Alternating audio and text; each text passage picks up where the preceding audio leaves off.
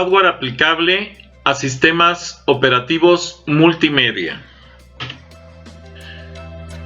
El hardware multimedia requiere poder hacer uso de muchos medios de comunicación.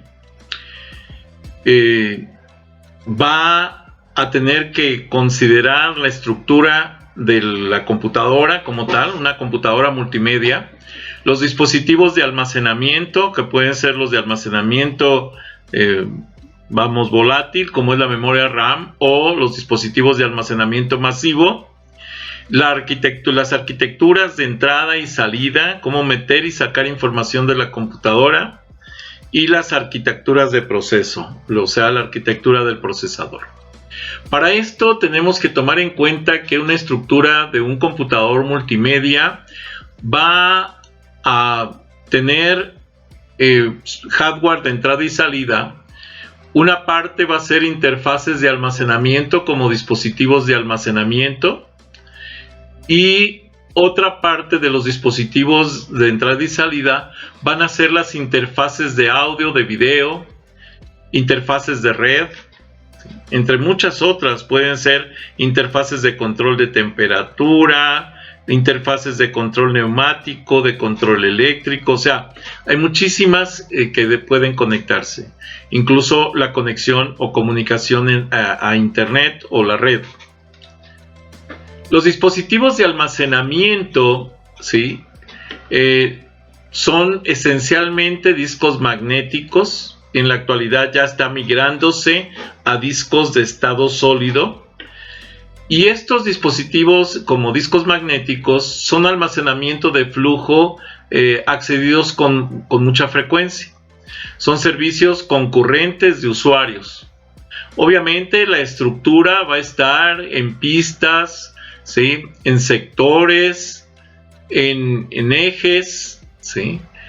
Y cada uno de estos va a conformar, si son varios discos, como en el caso de los discos duros, va a conformar lo que son los cilindros y los clústeres.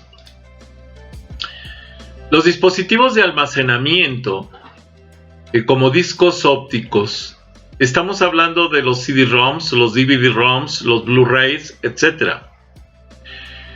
Van a permitir meter y sacar información de la computadora si son rewriter. Si solamente son ROMs, solamente van a permitir meter información a la computadora. Son servicios de flujo único, se les llama. ¿Sí? Por ejemplo, DVDs para video y CDs. Pueden ser CD-ROM o CD rewriter, o DVD-ROM o DVD rewriter, que son de solo lectura o de lectura y escritura.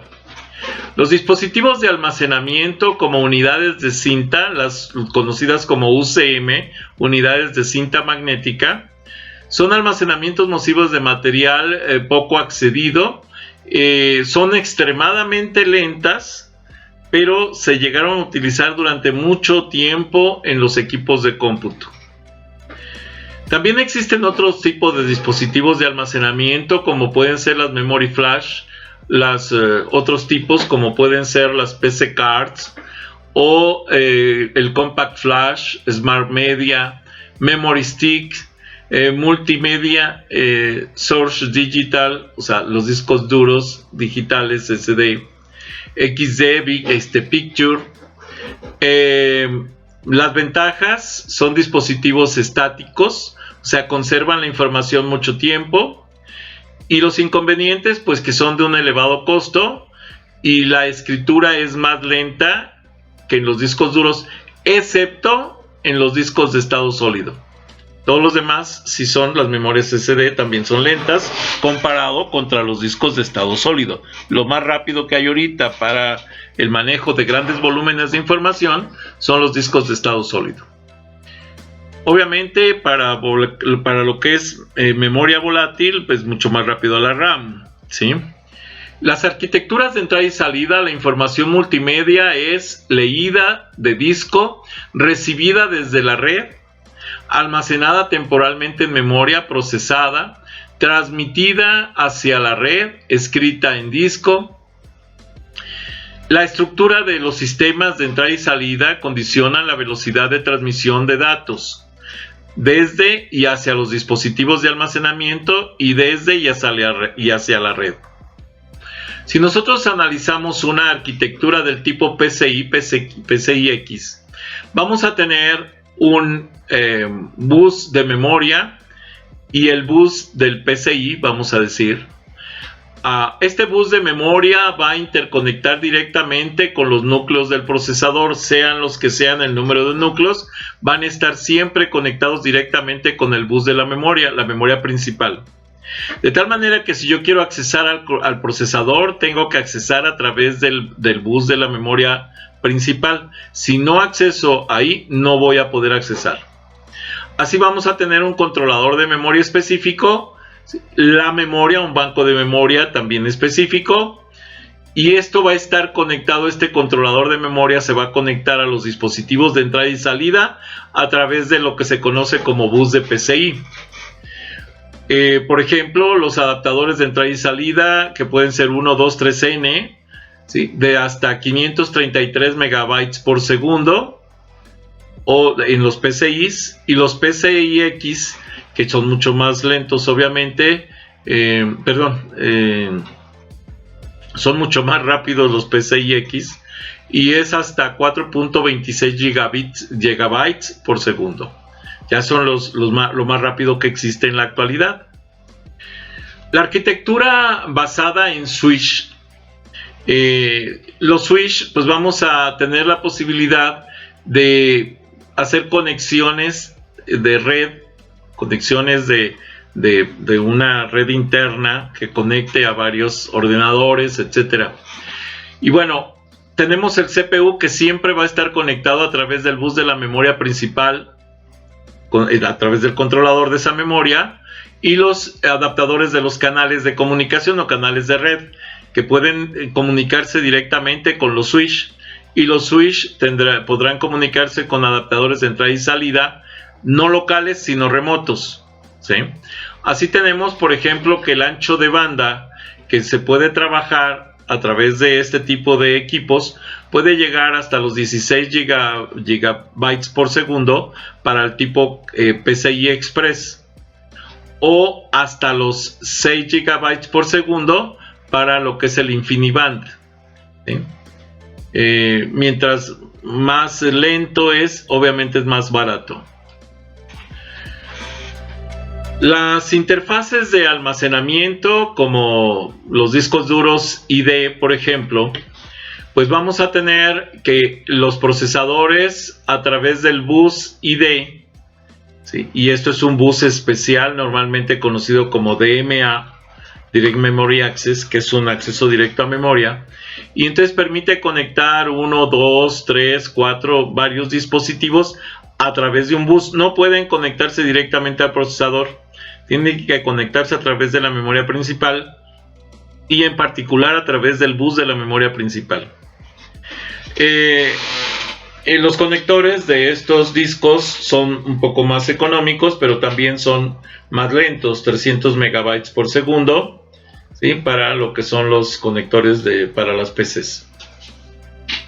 Las interfaces de almacenamiento SATA, que es un tipo de disco específico conectado administrado a través de un puerto serial, como el SATA 2, que ofrece también hasta 300 megabytes por segundo, es de un bajo costo y tiene una comunicación directa con un procesador, pero con el procesador que controla la memoria, no con el procesador general de la computadora.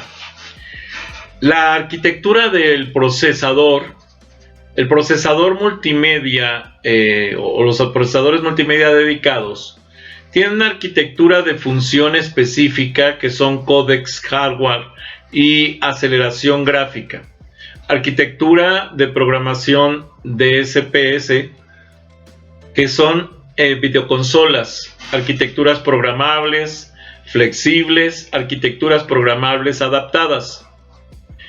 El hardware de aceleración gráfico es lo que conocemos como GPU. Los procesadores de propósito general, que no son los de aceleración gráfica, obviamente son más lentos los procesadores de uso general que los de aceleración gráfica, y no tienen un soporte multimedia específico.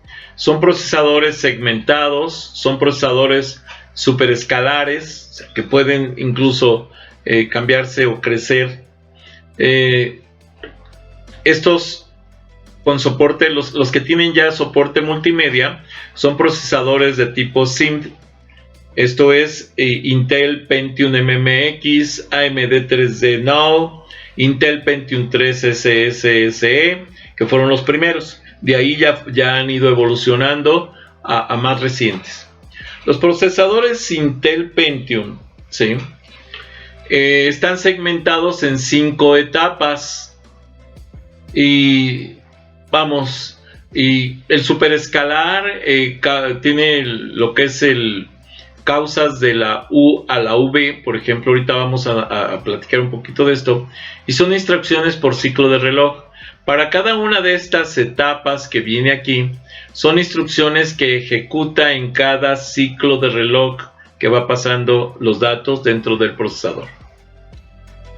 Así, por ejemplo, tenemos que una búsqueda o prefetch, que es el que busca los datos, los operadores y demás para la ejecución. Después nos da la decodificación de esa búsqueda, de esa información. Va a tener 2 niveles de decodificación. Después la ejecución en lo que corresponde a la unidad aritmética lógica. Es la ejecución del proceso, aquí en la X. Es la ejecución del proceso. Y luego tenemos la escritura en registros, lo que se conoce como write back, o sea, escribir en los mismos registros del procesador. ¿En cuáles registros? En los que tiene libres, ¿sí?, para poder continuar el proceso y terminar las ejecuciones. Si nosotros analizamos cómo funcionaría un ciclo de reloj, o varios ciclos de reloj más bien, dentro de un procesador, pues sería de una manera escalonada. Todos los procesos van a empezar con lo que es la búsqueda, el prefetch. Después van a seguir con lo que es la transformación de los datos. Luego van a hacer la primera, luego la segunda, que es precisamente la decodificación. La primera también, decodificación 1, decodificación 2. Después van a seguir con lo que es la ejecución dentro de las unidades aritméticas lógicas. Y por último van a seguir al proceso de escritura, ¿sí?, de los resultados. El procesador SIMD, esto es Simple Instruction Multiples Datos, es un procesador en arreglos o matrices, y son procesadores vectoriales. A estos se les conocen como procesadores vectoriales. Así tenemos una unidad de control, las unidades de procesamiento, que son estas, los flujos de datos, que son todos estos, y los flujos de instrucción. ¿Sí? Los flujos de instrucción precisamente es lo que corresponde a la aplicación. Es lo que se ejecuta aquí para que puedan ser almacenados en la memoria.